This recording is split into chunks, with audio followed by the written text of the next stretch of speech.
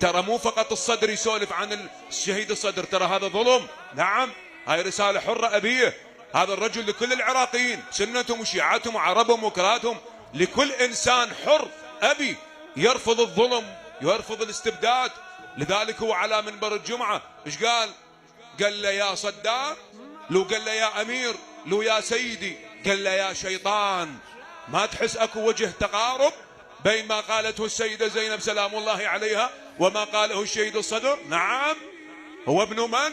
ابن هذه الدوحة الهاشمية.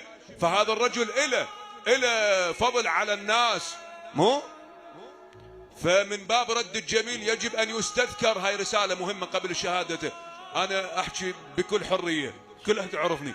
هذا الرجل يستذكر مو فقط من الصدريين، والله ظلم حيف. احنا المشكلة تدري شنو عندنا؟ المشكلة ما نعرف علماءنا، مو؟ ما نعرف نقيمهم. بعد ما يموت نصيح ويلا ومصيبة. انتم وين كنتوا نايمين؟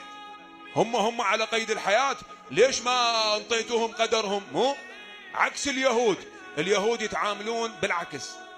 شلون بالعكس؟ من يموت بعد ما لهم علاقة به، هو حي يدعمون. كسرنا بوداعك قائد ما بعد قاعد، سفينة ونمشي بشراعك سندنا، خوف الدنيا بحروفك.